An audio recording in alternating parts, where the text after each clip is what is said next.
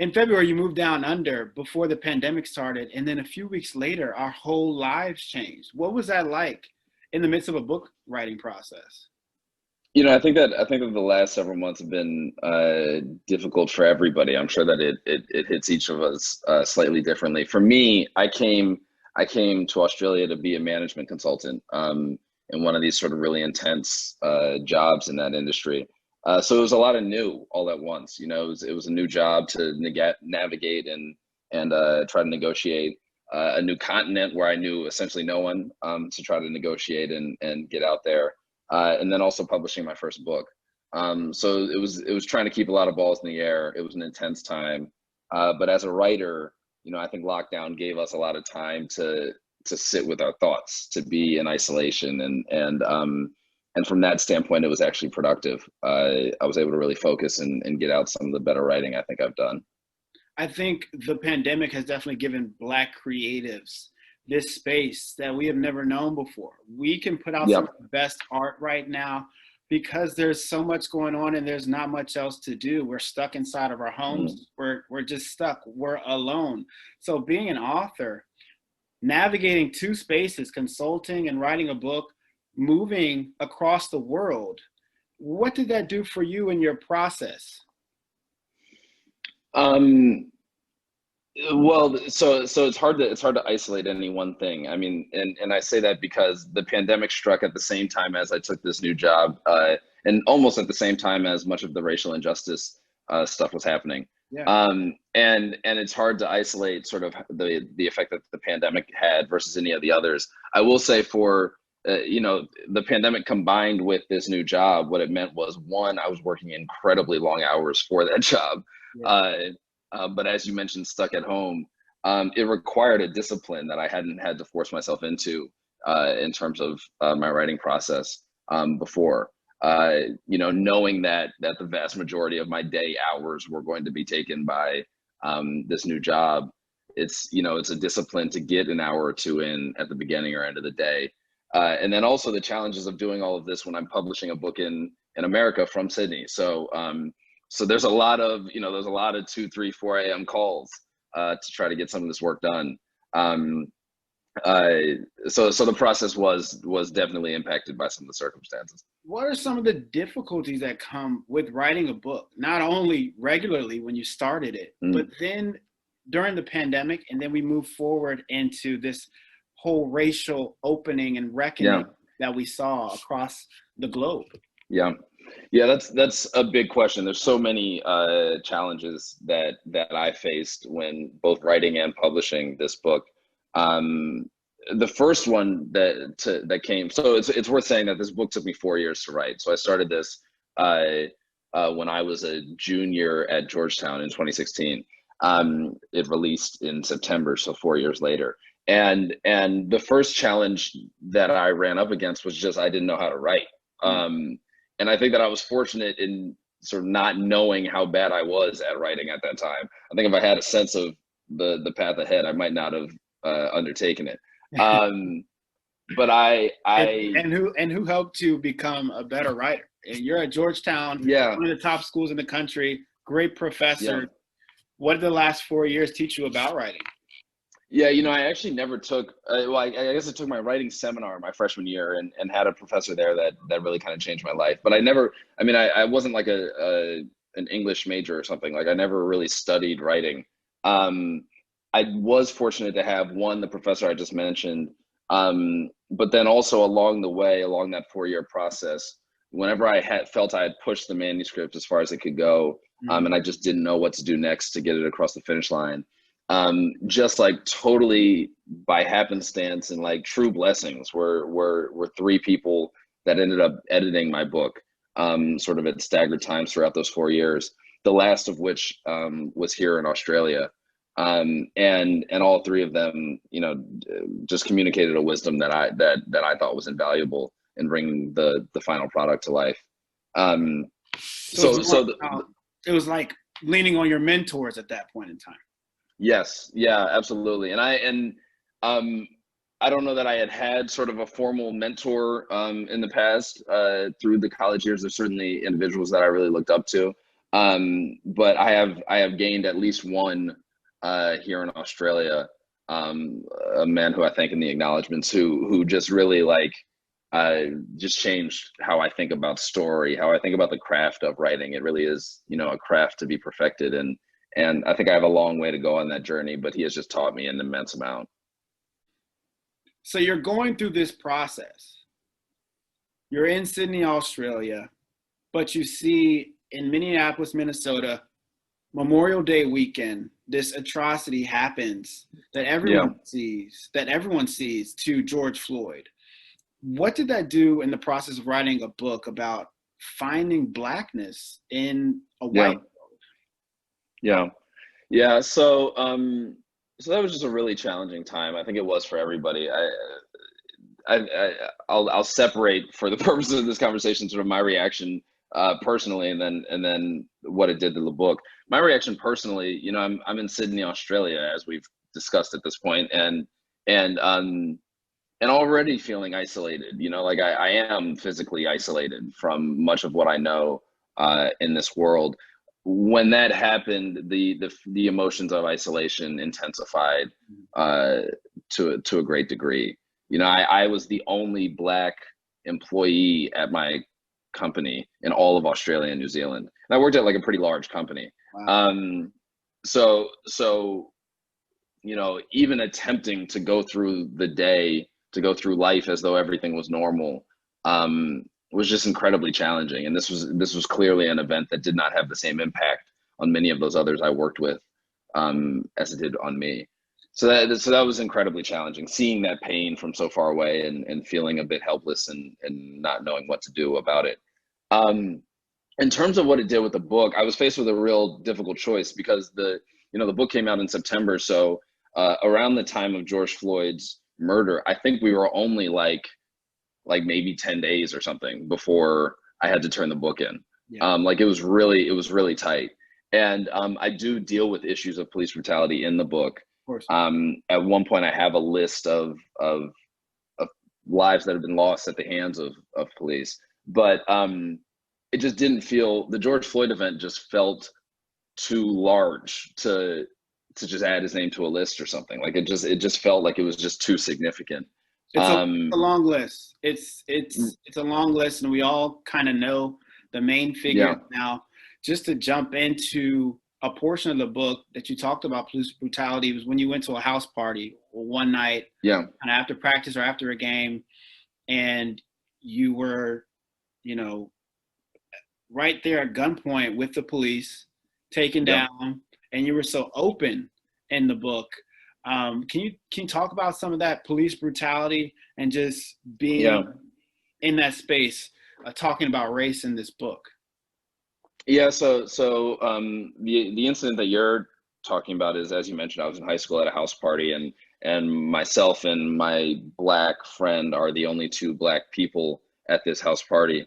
And when the police come in ostensibly for a robbery, they end up accosting us. They put us on the ground. They draw their guns on us, tell us not to move. And to my knowledge, none of the other party goers received that sort of treatment. And it was, the book is largely about the tension between one's Blackness and a certain degree of privilege, and the fact that there often is tension because Blackness is assumed to be, almost by definition, a lack of privilege, and how those forces interact. And this was a really stark example of like being in an environment where we are in a privileged place, and yet that doesn't necessarily protect us from some of the brutality that Black people often face, irrespective of environment. So I write a chapter on that, but then also later in the book, there's a chapter that deals more directly with some of the high profile incidents of police violence. And I talk about my experience protesting in the wake of Michael Brown's death, and just how those incidents, again, talking about the tension between privilege and Blackness at times, like how one can grow up in a privileged environment and almost convince oneself that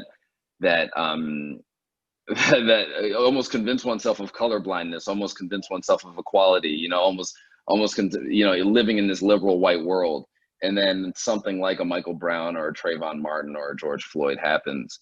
And it's disruptive. I call it the reveal. It reveals just how strongly bigotry still exists. When we talk about living in this liberal white world, that we're now seeing these Black accounts, we're seeing the prep and charter schools going through and writing down manifestos and writing out letters about how they're going to talk about race moving forward, all of the reckoning that needs to be happening at different private schools and colleges as well. What was it like seeing that as you're finishing the book and still grappling with race within the book and within yourself and your experiences? That I had two, I probably had like competing emotions to that. One, I thought that it was really disheartening that if you look at those Black at, insert school here accounts, there's things happening at those schools that, like, if you go through the comments, it's like, 14-year-olds are writing stories that 45-year-olds are like retweeting, or like, 45-year-olds and 50-year-olds are like saying like, yeah, like the same thing was happening to me in those same hallways X number of years ago. And I think that it speaks to, in some ways, like how it's difficult to hand down some of those institutional lessons when people flip over every 4 years. When you have a whole new crop of people every 4 years, they almost allow you to make the same mistakes. Like you need people to carry through. So I think that was really disheartening to me. That said, my other reaction to it was one of pride. I'm looking at kids who I don't even know from my high school because they were several years younger than me. And they're speaking truth to power, and like they're not afraid. Like I knew kids that I grew up with, frankly, that like would have been fearful or hesitant to say some of the truths about my school, that these kids have not been hesitant at all to speak up about. I'm proud of that. I'm proud of them. And I'm happy to see it. I think the younger generation, this social media era, we got TikTok and everything going on right now, where people are taking control of the creative space as a whole, and they are confident. They do have this brilliance about them that maybe we might not have had 7 or 8 years ago in our high school experiences. It's been almost 10 years since I saw something that you actually talked about in your book, the documentary Prep School Negro, where I went to a special screening in DC after school with a Black cohort that we had at our school. And after watching it and getting back on the bus, going back to school, and with Black faculty members and Black classmates, it was the first time I was able to openly talk about my Black experience and how the director in the film was talking about things that happened in the 80s. And now we're talking about 2011 and 2012 and 2013, and they still exist. The commonalities, like you said, they're scary. And I hope that these conversations about race translates into something better for us, people, for our kids and for the next generations. Because you hit it right on the nail when you talk about Prep School Negro. The Black private school experience is, whether you're in Philly, DC, New York, Boston, New Jersey, it's all the same, and it's really scary. It's a scary time to be in. Before we move on, the Prep School Negro, I gotta plug, because Andre is the director, Andre Robert Lee, and he's since become a friend, and I think that it was in many ways the inspiration for this book. Just because it let me know that you could tell this story, and like that, and you could tell this story in an engaging way that people might actually be interested in. And then also, I write this in the book, my first time seeing that film, my just total shock at the fact that when he starts talking about the Black table, he was literally talking about my table. Like, not like in like a symbolic sense. Like he had literally gone to my school and filmed my lunch table the year before I got to that lunch table. So to be a literal example of what the Black table is in a high school lunchroom was just like a crazy moment. Did that give you like goosebumps? Talk about that moment a little more. Yeah. It was. I mean, like, I think that the film as a whole is just a great piece of work, and we can continue to plug it. I think that, like I said, it captured our experience for the first time that I had seen it. But I didn't know it was like literally capturing my experience. Like I thought that like it was something I could relate to. But then I'm looking at these kids, and like a couple of them look kind of familiar. And I'm looking at, and I'm like, oh damn, like that's literally my lunch table. Those are Philly kids. Right. Yeah. And they were just a bit older, which is why I didn't catch it immediately. And it was just it was just a crazy moment. And I've since talked to him about that. Like I just thought but I thought it was an awesome piece of work. I mean, whether it's 1985, 2005, 2015, or 2025, you know, there's a Cole Brown, a Philly kid sitting at Penn Charter right now, or Germantown friends, or Sidwell friends. And what would be your advice to one of those kids, you know, who are dealing with, let's face it, a pandemic, mental health, high school, you know, graduation, interracial dating, all the things that are going on in your book? What's your advice to them? Man, it's tough. I think that it's like you said, it's got to be a hard time to be a kid in high school, a Black kid in a white space. It's also got to be a hard time to be a parent, I think. I think that it probably took some serious parenting to get through the George Floyd murder. Probably takes some serious parenting to get through the pandemic. So I think that both of those are likely incredibly difficult right now. On the advice side, I think that my advice hopefully would be sort of what Andre Robert Lee did for me, which is to say that this experience is a legitimate one, that it's shared, that you're not alone in it, that there are many of us, and that the stories you tell, therefore, are legitimate stories that deserve to be told. And then my one other piece of advice there is often that, and I'd say this to kids when I talk to them, is that I think that you need to find community. I mean, you need to find people that are in some way like you, and it doesn't need to be sort of the on its face like you. It doesn't need to be that they're the same income bracket or the same race or what, but you need to find people that in ways that matter to you, you can be honest and open with and relate to. I think that that's incredibly important just to make it through that time. Was this book just like Andre's film, where I got on the bus and talked to my classmates openly and the faculty members who are also Black at St. Albans openly about the space that we're in? Was this book an attempt to create that safe space and that safe haven for Black students? No, it wasn't. And I say that only because I intentionally tried not to have an agenda with this book. Like I didn't want this to be motivated by anything other than like seeking what I saw to be the truth. Yeah. So it's not like this book doesn't come with an education guide. It doesn't come with like a teaching manual. You know, it's like I just wanted to put something that I thought was true on paper. What I will say is though, once I felt that job had been done, then I think that a necessary and exciting byproduct of that process, hopefully, is exactly what you're describing. Hopefully it's kids having open and honest conversations about their experience. That just wasn't. I couldn't put that before the ultimate goal in order to get something that I felt good about on paper. Well, I just want to thank you for the book, because I think indirectly, just like Andre's documentary, it made me myself, personally felt seen from reading your reflections, awesome. Your stories. When it becomes a documentary, and we're going to talk about when it becomes a documentary and it becomes a podcast or whatever the creations that come of it, just remember that you are helping young students, present, future, and the past, feel seen, just like these Black accounts. I really do really appreciate that. And,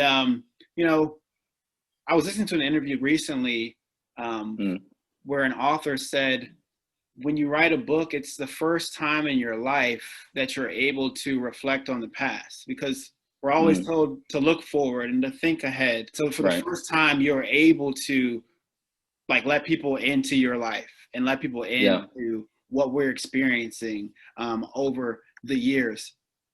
As we move forward, though, 2021, we don't know what it's going to be like. It's going to be crazy. You know, it could be like 2020. It could not I hope not. Right. be. We'll see. With the Yeah. vaccine, hopefully we all get through this in the next few Yeah. months. But you're an author. I want you to give me a title for the next year. What would it be? Man, that's difficult. It took me like 4 years to come up with my title.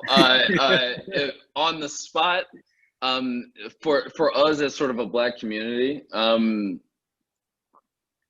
I think that hopefully it's you know, a continuance of the struggle. That's my title, continuance of the struggle. I think that hopefully the rage and the pain and, you know, the emotion that we felt so intensely when so many people were in the street, I really don't want to see that quieted. I don't want us to sort of settle back into comfort. And I don't think we will. You know, I'd like to see a continuance of that same struggle that we were felt so ardently about just a few months ago. Not settling for comfort and continue the struggle. It's been a very long struggle. It's been an arduous struggle. It's been tough. But as Black people, I feel as though, you know, we're strong enough and we're better because of the experience. And you reflecting on those experiences is giving us indirectly a safe space, a community that you talk about, and a space to be open with our Blackness and growing up in, quite frankly, a white world. Whether you went to a prep school or not, there's always the code switching or the appearance that you have to give off, the mask that you might have to wear. So thank you so much for your creation this year. What's next for the book, Cole? Yes, we're still figuring that out. There's a couple other projects I'm working on. Would love to see the book in some form on screen, and have my fingers crossed that, you know, we'll get there soon. And then also I'm working on another book, just started, which I'm very excited about. Has given me something to sink my teeth into. And in the meantime, I do a lot of political commentary, as well as writing op-eds, largely on U.S. politics. So he can do it all: consulting, writing books. He's going to direct the next documentary and next film. You know, full-time author now, but you have so many talents, so uniquely talented. Thank you so much, Cole Brown, the author of Greyboy, Finding Blackness in a White World. And I urge anyone watching this, a part of our community who's gone through this struggle before, to not only continue the struggle, but read some of Cole's reflections and his experiences. Thank you so much. Is there anything you want to leave us with today? No, only to thank you. This is great, and so supportive and so appreciative that you would share your platform with me. I think it's a beautiful thing that you're doing. So thank you.